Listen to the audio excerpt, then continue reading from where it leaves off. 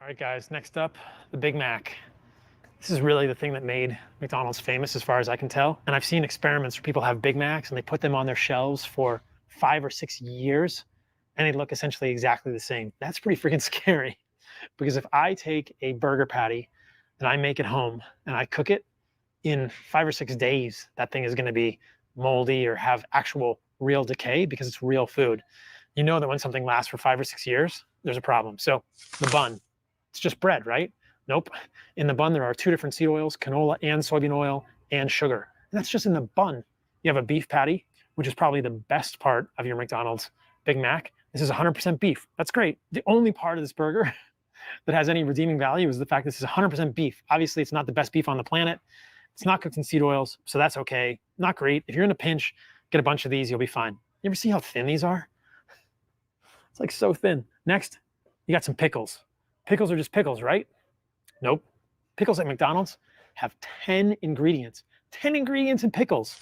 Some of the ingredients are aluminum salts, polysorbate 80, and potassium sorbate. None of those are good for humans. And excess amounts of aluminum in our diets have been associated with increased rates of dementia like Alzheimer's. It's horrible. And these pickles are in a mix of some kind of secret sauce. Secret sauce is full of all the bad things. It's like the worst things in the McDonald's universe. Combined, you got high fructose corn syrup, you got soybean oil, which is a seed oil, you've got caramel color, and you've got propylene glycol. Like I said, the secret sauce is like the horrible love child of all the other bad things at McDonald's. Now, we're gonna go through this bun right here. You've got another beef patty, and stuck to that beef patty, you've got a piece of American, quote, cheese. So American cheese is pretty crazy, guys. Not even real cheese, cannot even be called real cheese. It's a cheese product. And if you've seen my other videos, you know that American cheese is full of microplastics. You can look at that American cheese under a microscope, and there are tons of little microplastics in that American cheese. It's a cheese product. So you've got buns that are full of seed oils and sugar. You've got pickles with 10 ingredients. You've got seed oil, high fructose corn syrup, caramel color, polysorbate 80 lined secret sauce.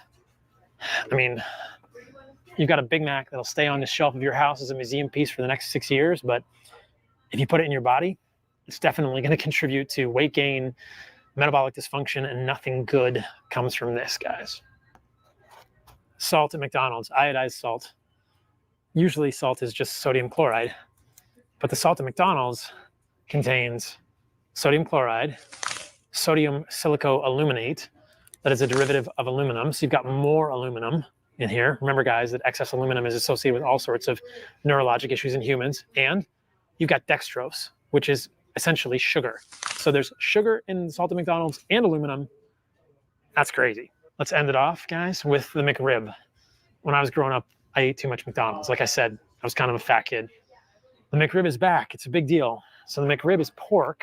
And as you can imagine, the bun of the McRib, no surprise, soybean oil and sugar in the bun. Interestingly, you've got some real onions here. You've got the famous McDonald's pickles with 10 ingredients that we just talked about. And then in the actual McRib, I just got some McRib sauce on my finger, trying to wipe it off.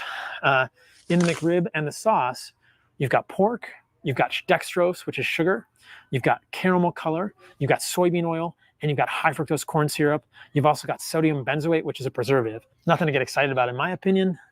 A lot of barbecue sauce on there, full of all kinds of garbage, but it's badness. So yeah, guys, wow.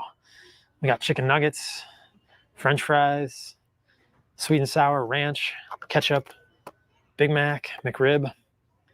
This is a metabolic nightmare right here. Let me tell you guys how to do this better. If you want to do burgers, cook them on the grill. Cook grass-fed, grass-finished. Cook them in tallow. You're going to be great.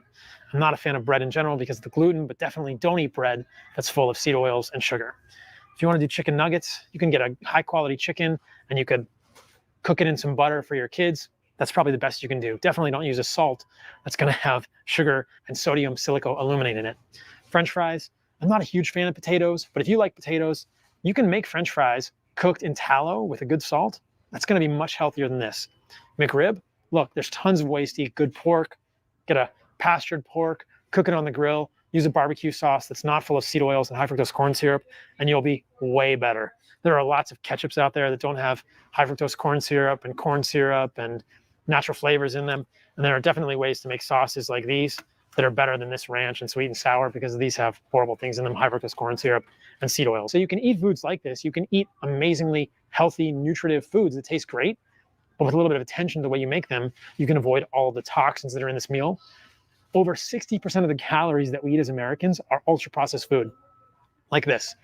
And I hope that this video helps you understand why Americans are so sick, fat, and unhealthy. If you eat ultra-processed food, you are getting all sorts of these toxins that are poisons for your metabolism. They're causing you to be hungry.